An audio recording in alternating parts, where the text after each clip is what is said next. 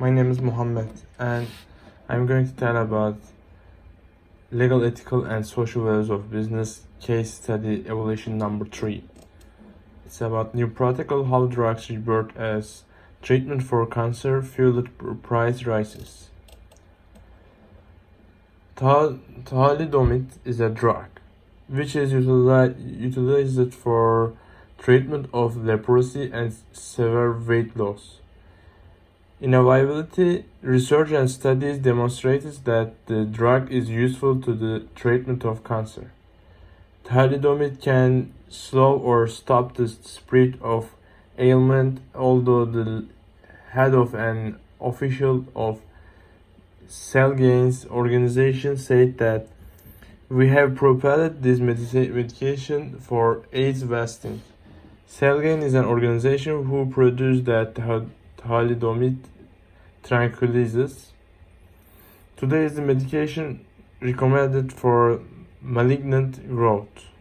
In any case, the item is not a solution for cancerous growth, it just causes it. Likewise, pregnant ladies were utilizing thalidomide in that time and discovered the drug causing birth impacts.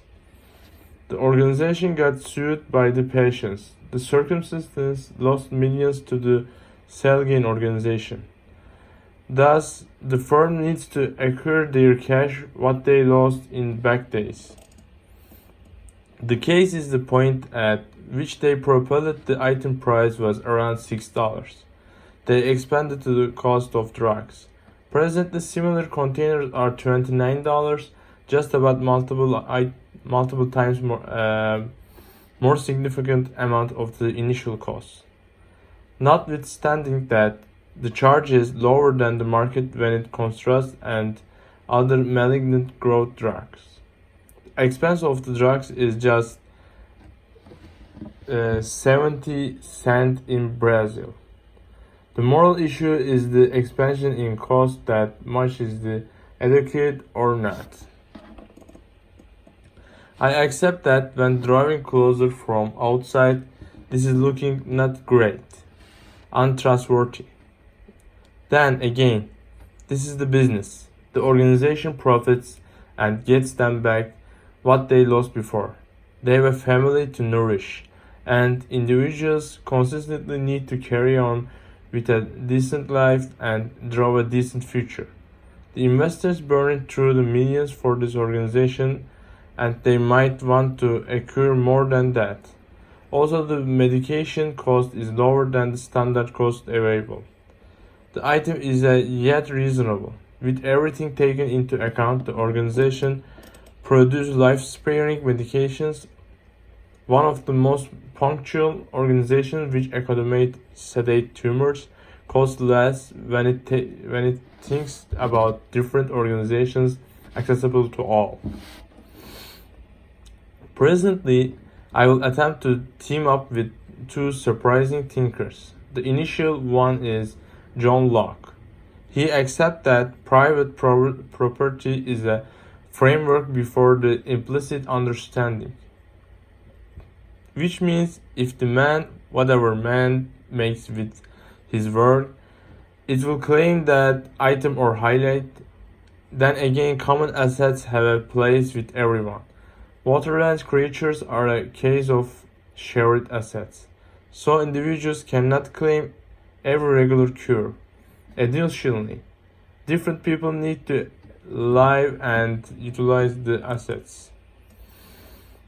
Besides, John Locke is a logician who presents exchange and makes the initial phases in the production of cash. He imagines that arrangement is necessary around then. A portion of the individuals was considerable at chasing, some of them making what they should exchange since everybody has various abilities. Sooner or later, the exchange will not to be sufficient for society. So individuals were investigating multiple choices. So this is the initial step of the establishment of the cash. The subsequent rationalist is Andrew Carnegie, who is an ace business person around then.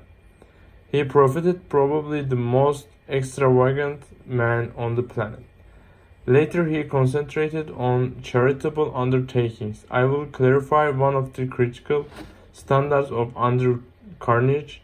He accepts that if a man offers a cash to somebody, there ought to be a reason, not for a free. Individuals need to substantiate themselves to gain some money. Notwithstanding that, he didn't trust in the legacy of the cash. He bolstered that individuals ought not to take all the stock from their folks. They will get it, however, not every last of bit, merely some segments. Individuals ought not to be gainful when they contribute due to following aids may squander on inheritance. So that is a reason there ought to be reason, need to win or merit that cash. At last, Andrew Carnegie gave his legacy, nearly 90%, to the library's beneficent establishment. Thank you for listening.